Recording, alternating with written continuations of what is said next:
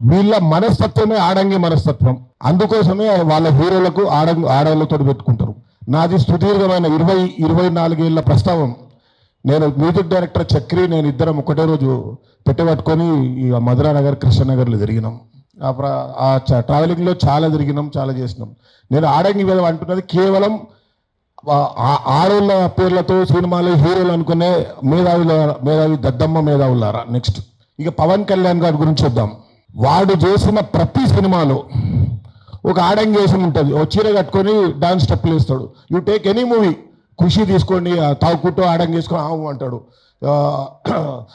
ప్రతి సినిమాలో, తమ్ముడు సినిమాలో ఆవిషి లక్కీయా భవిష్య లక్కీయా అనుకుంటేదో. అంటే వాళ్ళ బాడీలో నిజమైన కటువైన మొగోడు ఉండడు. కటువైన మొగోడు ఉండడు కాబట్టి ఆ గుణాలన్నీ అట్లే ఉంటాయి.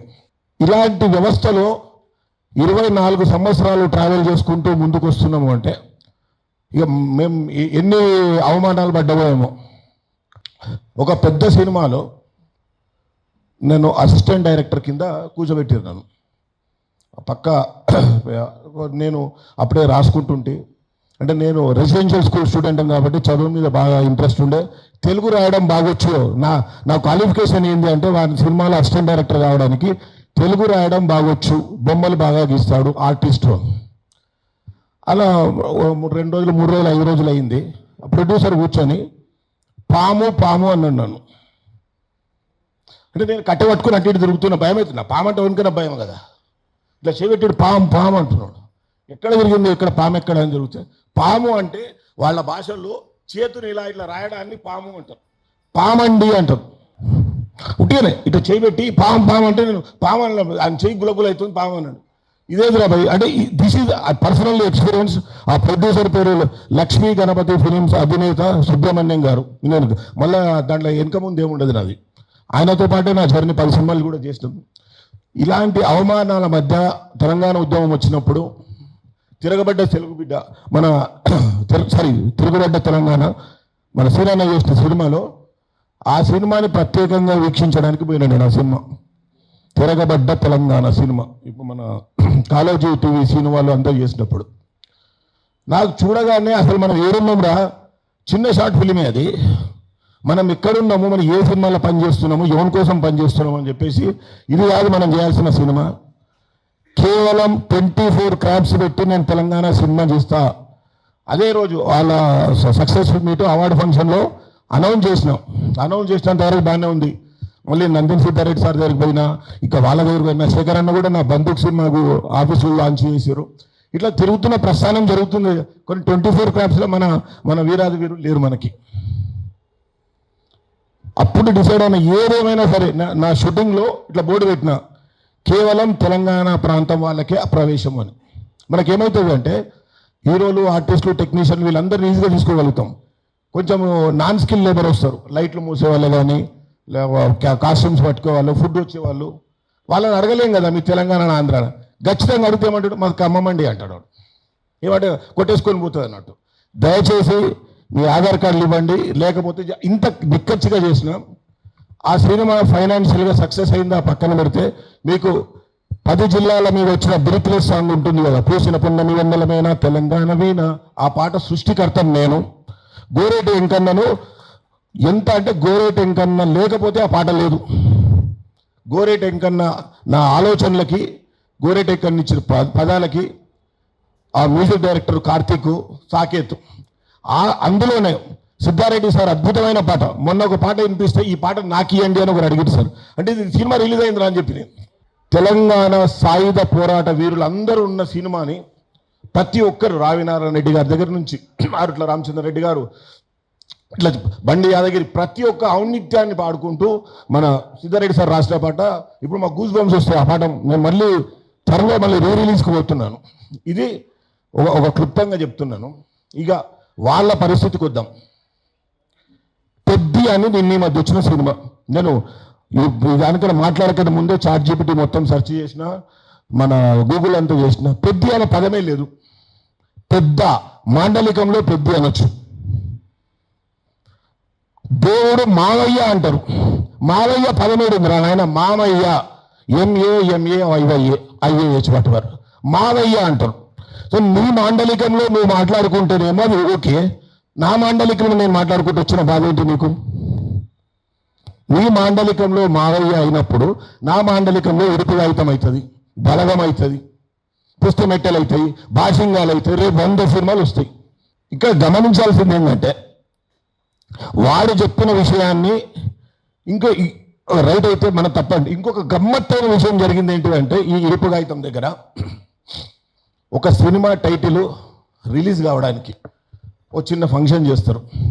ప్రజల్లో చేరడానికి మినిమం ఇప్పుడున్న పరిస్థితుల్లో ₹1,00,00,000 ఖర్చు పెడితే కానీ అంత లెవెల్ పబ్లిసిటీ కాదు. ఈ సినిమాకి 10 కోట్ల రూపాయల పబ్లిసిటీ అయింది. ఈరోజు అందరం కూర్చున్న రీజన్లో ఒక భాగం కూడా ఇడుపుగాయితమే అనుకుంటున్నాను నేను. వాడేవాడో దద్దమ్మ, వాడేవో చిన్నగా మాకు డబ్బింగ్ చేస్తారా అని ఇక అదును దొరికింది. ఫస్ట్ ఛానళ్ళ మీద ½ అన్ అవర్ ప్రోగ్రాంలోకి వెళ్ళిపోయింది. నేను తెలిసి నాకు ఇంకో గమ్మత్తైన విషయం ఏంటంటే ఈ సినిమా 2-3 ఇయర్స్ బ్యాకే స్టార్ట్ అయిన సినిమా. మన వినయ్ భాస్కర్ అన్న వాళ్ళ తమ్ముడు విజయ్ భాస్కర్ అన్న తరుణ్ భాస్కర్కి చెప్పిస్తే తరుణ్ భాస్కర్ గారు హీరోగా వేరే ప్రొడక్షన్ కంపెనీలతో స్టార్ట్ అయింది సినిమా. అనివార్య కారణాలు ఆగిపోయింది. కానీ చక్కెర అవుతుంటుంది, చక్కెర కొడుతుంటే అరే ఒక కథ మంచిగా ఉన్నది టక్కున పట్టేసారు మన వాళ్ళు. ఇది స్టార్ట్ అయింది, అంతా మంచిగానే ఉన్నది. ఆ ప్రాంగణంలో రిలీజ్ ప్రాంగణంలో జరిగింది ఏంటంటే ఒక అమ్మాయి, మీరందరూ తెలంగాణ వాళ్ళే ఉన్నారు, నేను ఒక్కనే ఆంధ్ర అమ్మాయిని, నాకు ఎట్లుంటున్నాను అందుకనే దాంట్లోకి వెళ్ళి చూసి ఇది తెలంగాణ సినిమా ఏం కాదు మొత్తం సినిమా అంటాడు. ఆంధ్రలో మన హీరో అంటాడు ఇది గ్లోబల్ సినిమా అంటాడు. ప్రొడ్యూసర్ అంటాడు ఈ తెలుగు అమ్మాయి అంటాడు ఆమెని, ఎవరు మన హీరోయిన్ని నాగదుర్గమ్మని. మీరు మా వాళ్ళని కూడా మీరు తెలుగు ఎందుకు డిసైడ్ చేస్తున్నారు? ఇది తెలంగాణ కథనే. నీ పుష్ప రాయలసీమ చిత్తూరులో ఉంది కదా, నీ తాండేలు వచ్చేసి శ్రీకాకుళంలో ఉంది కదా. ప్రతి సినిమాకు ఒక నేపథ్యం ఉంటుంది, నువ్వు అట్లా చెప్పు. ఇది ఇప్పుడు తెలుగుకి సెన్సార్ బోర్డు సపరేట్ లేదు, తెలంగాణకు సెన్సార్ బోర్డు సపరేట్ లేదు కాబట్టి ఇది తెలుగు సెన్సార్లో చేస్తున్నాం కాబట్టి తెలంగాణ ప్రాంతంలో జరుగుతున్న సినిమా అని చెప్తున్నా దద్దమ్మని నేను అంటున్నాను. నేను అంతే. ప్రతి కథకి ఒక నేపథ్యం ఉంటుంది కదా, ఇది తెలంగాణ ప్రాంతంలో జరుగుతున్న కథ అని గల్లా ఇప్పి చెప్పండి మీరు ఫస్ట్. సో ఇలాంటి వాతావరణంలో ఇంతమూలి పాసం యాదగిరి అని అయిపోయింది థాట్ పాలిసింగ్ అని మమ్మల్ని ఇండైరెక్ట్లీ డైరెక్ట్గా మనం వాళ్ళు చెప్పిందే కరెక్ట్ అనే దారిలోకి వెళ్తున్నాం. మన సినిమా ప్రయాణంలో కొన్ని టైటిల్స్ గమ్మతుంటాయి. మన దగ్గర అత్త అల్లుడు ఎదురు కూర్చొని మాట్లాడుకోరు. మాట్లాడితే మా అమ్మ 96 సంవత్సరాలు బతికింది, మా బావల ముందు ఏ రోజు ఆమె కూర్చున్నది లేదు, ఆమె కాళ్ళ నొప్పి ఉంటే కూడా గోడ పోయి నిలబడుతుండే. వాళ్ళ సినిమాలు ఎట్లుంటాయి? అత్త అల్లుళ్ళ సవాల్, అత్త మజాక, అల్లుడా అత్త అల్లుడా, అత్తకు యముడు అమ్మాయికి మొగుడైతే అత్తకు యముడైతాడంట, అదేం మళ్ళీ ఇట్లా చెప్పుకుంటూ పోతుంటే ఒక మంచి రిలేషన్షిప్ అత్త అల్లుడు అనే గౌరవప్రదమైన రిలేషన్షిప్లను కూడా వ్యంగ్యంగా చేస్తాడు. చిరంజీవి సినిమా వచ్చింది, మీకు అందరూ తెలుసు, అల్లుడా మజాక. చిన్నది ఒక దగ్గర ఉంది, పెద్దది ఒక దగ్గర ఉంది, అత్త మధ్యలో ఉంది అంటున్నా పాట అదే కదా.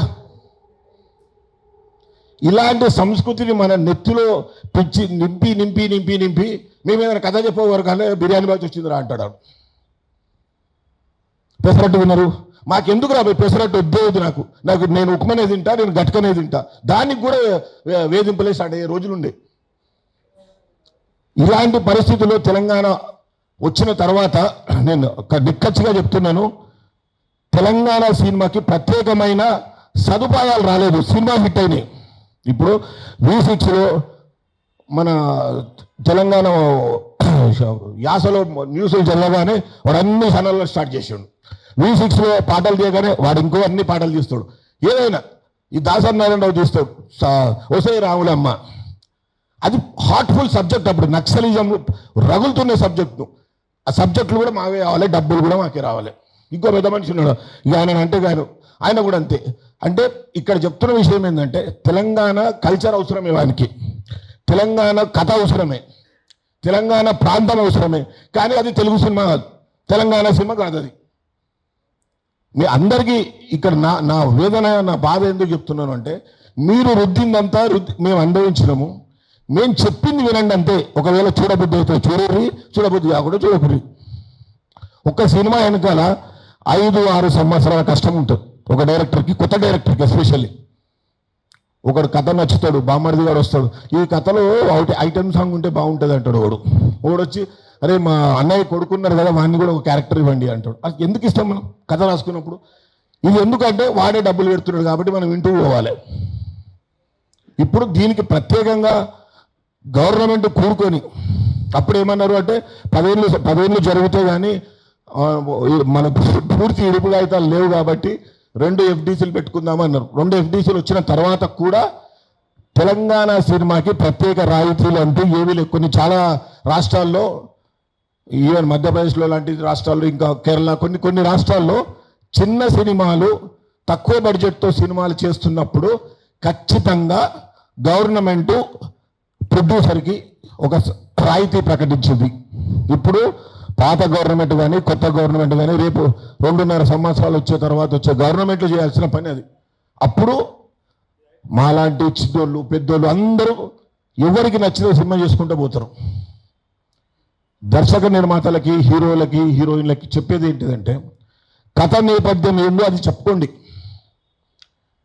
దాన్ని అనవసరంగా దాన్ని తెలుగు సినిమా అని చెప్పి మీరు కొత్తగా మళ్ళీ ప్రమోట్ చేసి కథను నాశనం చేయకండి. ఇది సభాముఖంగా చెప్తున్నాను. నేను ఎలాంటి మాటలు కూడా వెనక్కి తీసుకునే మాటలు లేవు. ఒక మిత్రుడు ఏమన్నారు కొంచెం నోరు జారిన బ్రదర్, ఏం లేదు. అది నేను నోరు జారిన దానికి నా దగ్గర ఉన్నది. నాకు ఎందుకు అంటే నేను when I was in 5th class 5వ క్లాస్ ఉన్నప్పుడు నేను పెయింటింగ్ చేస్తుండే.